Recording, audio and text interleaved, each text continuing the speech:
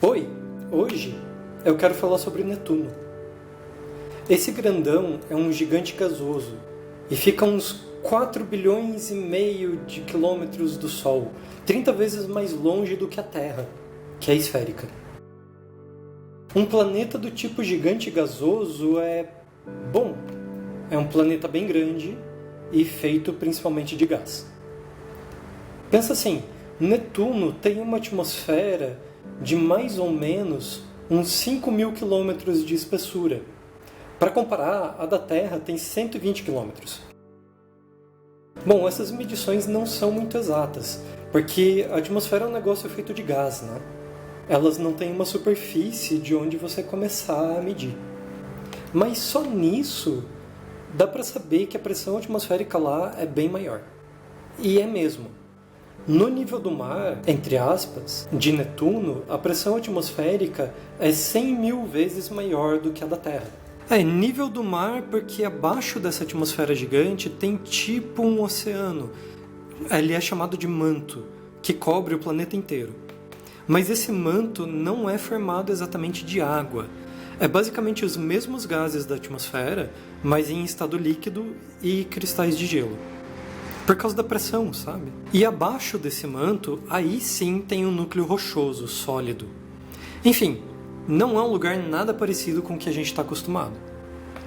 É que a Terra é um planeta rochoso, que nem Marte, Plutão, mas Netuno é gasoso. Bom, continuando. Netuno tem um diâmetro de 49.000 quilômetros e meio. Se você fosse dar a volta nele de carro, não ia dar certo. É gasoso, né? E depois, embaixo do gás tem líquido, então não dá para ser de barco também, porque o barquinho ia ser esmagado com a pressão. Quem sabe um dirigível, então? Não ia dar certo porque a velocidade dos ventos por lá é muito, muito alta, coisa de 2.000 km por hora. Esses ventos acontecem basicamente pelo mesmo motivo que tem vento na Terra. O Sol esquenta uma parte da atmosfera, o núcleo do planeta esquenta o oceano, a diferença de temperatura faz as coisas se mexerem.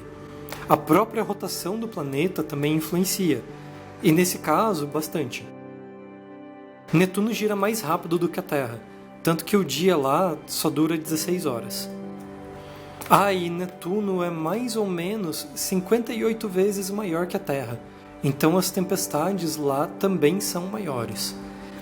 E para ajudar, tem muito mais atmosfera, né? Tá, olha, vamos combinar o seguinte. Imagina que você tem um Zeppelin mágico, pronto. Mas por que um Zeppelin? Bom, é que se a gente já está imaginando um negócio mágico, então que seja um negócio divertido de imaginar. Bom, você está lá pilotando seu Zeppelin mágico, dando a volta a Netuno a uns 100 km por hora. A viagem vai demorar mais ou menos 21 dias. Nesse tempo, você vai notar que Netuno é muito azul. Isso é por causa do metano que tem na atmosfera. Apesar dele ser grandão, Netuno não tem tanto mais massa do que a Terra. A densidade dele é menor. Ou seja, 1 km de Terra é mais pesado do que 1 km de Netuno. E por isso, a gravidade em Netuno é só um pouquinho maior do que aqui. Um ano em Netuno é mais de 164 anos na Terra. E lá é muito frio. Normalmente faz uns 200 graus negativos. Netuno tem 14 satélites naturais e também alguns anéis, mas eles são muito tênues e praticamente invisíveis. O satélite mais interessante de Netuno é Tritão. É o maior deles e tem mais ou menos 2/3 do tamanho da nossa Lua. Na verdade, Tritão é bem parecido com Plutão. Os dois são feitos mais ou menos das mesmas coisas, tipo gelo, rocha, metal, e eles têm quase o mesmo tamanho. Tritão é até um pouco maior que Plutão.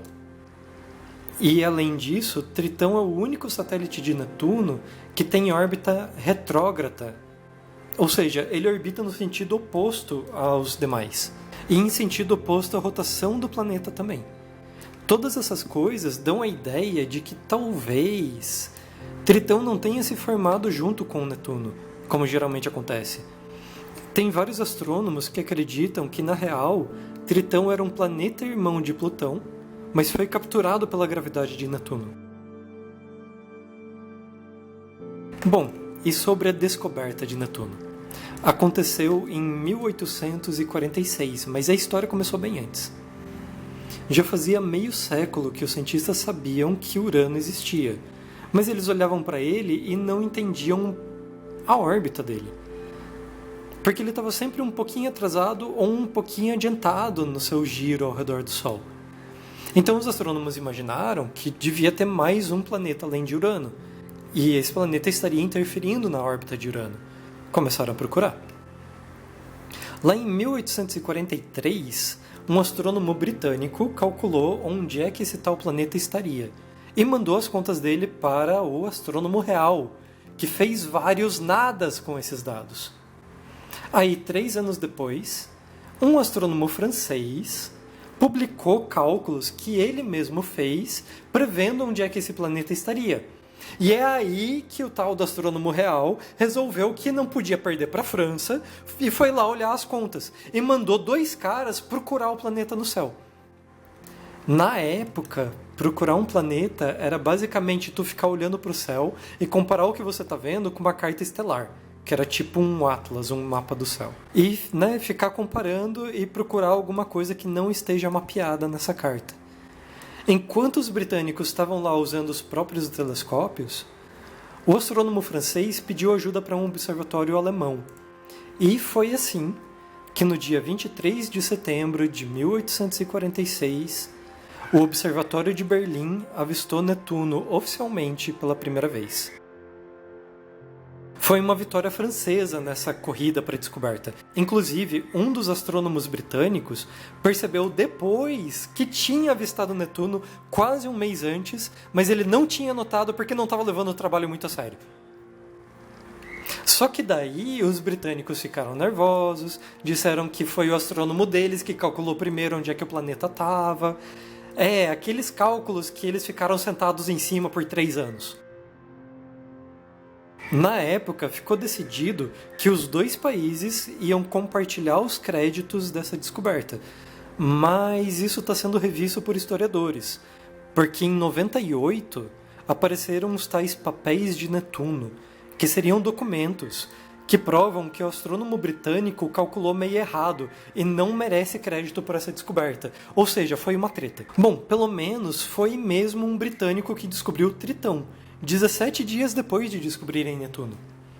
Agora, sobre o nome. De cara, simplesmente eles falavam algo do tipo o planeta que vem depois de Urano. O astrônomo alemão que ajudou o francês, o que viu Netuno pela primeira vez, ele sugeriu que o planeta se chamasse Jano, que é o deus romano das mudanças. Já os britânicos queriam chamar de Oceano, que é o deus grego da água. Agora, o francês, que estava percebendo que a treta ia continuar, ele foi lá e tentou nomear o bicho bem rápido, para passar na frente dos outros, né? Só que ele estava sem criatividade, e daí ele tentou chamar o planeta com o próprio nome dele. Eu não sei nem pronunciar o nome dele. Le Verrier? Eu não sei, deve ser alguma coisa assim. Enfim, não deu certo, é claro. Mas deu um tempinho para ele pensar em um outro nome e finalmente sugeriu Netuno, que é o deus romano dos mares. E esse nome ganhou até porque segue o padrão de usar nomes de deuses romanos para os planetas. E é isso, obrigado por assistir, até a próxima.